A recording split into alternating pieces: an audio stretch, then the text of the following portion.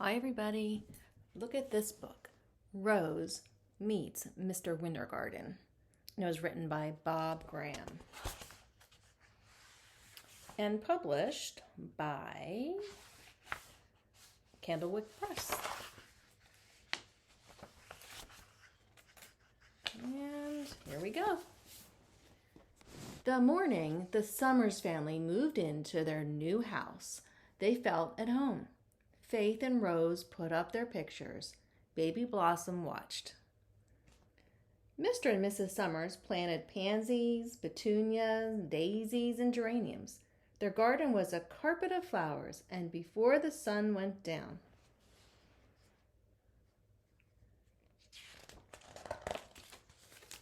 Every morning, from the roof of their house, the Summers watched the sun come up.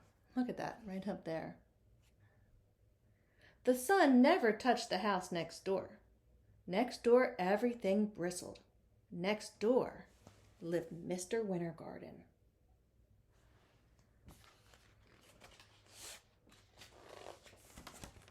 It's hard to turn these pages. Okay, there were stories in the street about Mr. Wintergarten. He's mean, said Emily. And horrible, said Arthur.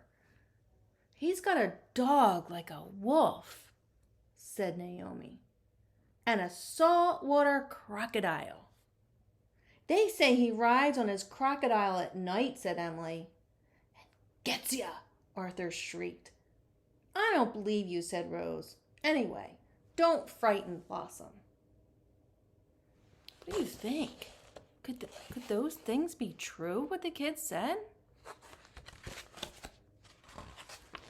My dad lost his football over there when he was a boy, said Emily. You can just see it through the prickles, old and flat as a pancake. No one ever goes in there, said Arthur, in case Mr. Wintergarten eats people. If your ball ever goes over, said Naomi, forget it. And just then, Rose's ball went straight over Mr. Wintergarten's fence. What will she do? What would you do?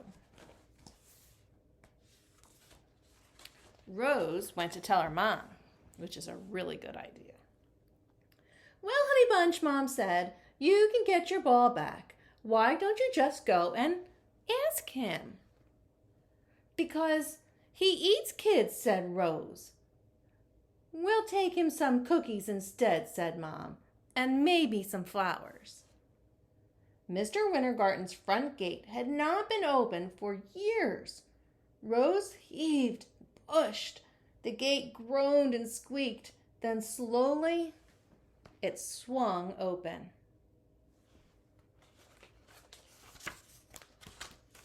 Rose could see that there was a dog, big as a wolf. I don't see any crocodiles, she said. I should hope not, replied Mom, and threw the dog a cookie. Rose knocked at Mr. Wintergarten's door. Who the devil is that? Shouted a voice from inside. It's me, said Rose, and tiptoed in.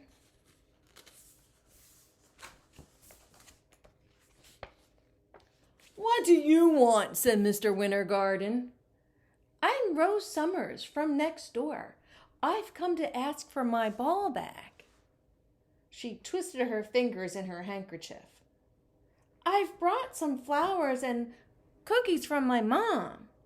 Mr. Wintergarten glared at her.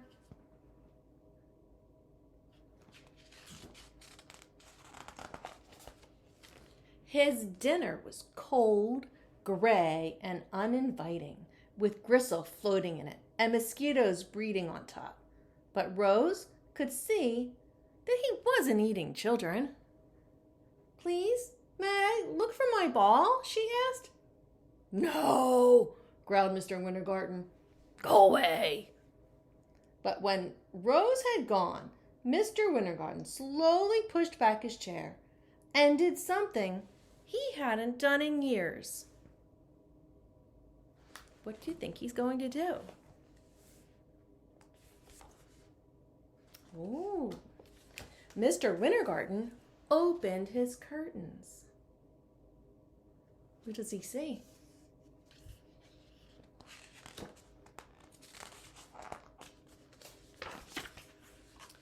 He sat on his front step in the sun.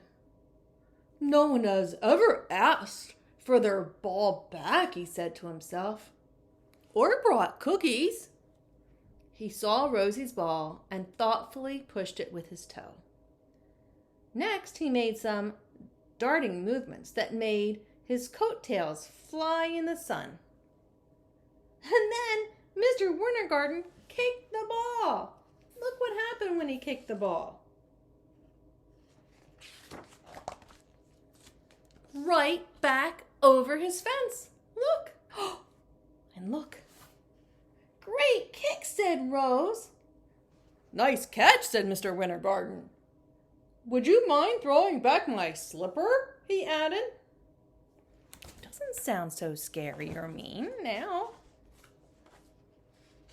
Catch, Mr. Wintergarten, said Rose, throwing back the slipper. Good throw, Rosie, said Mr. Wintergarten. Let's play again tomorrow.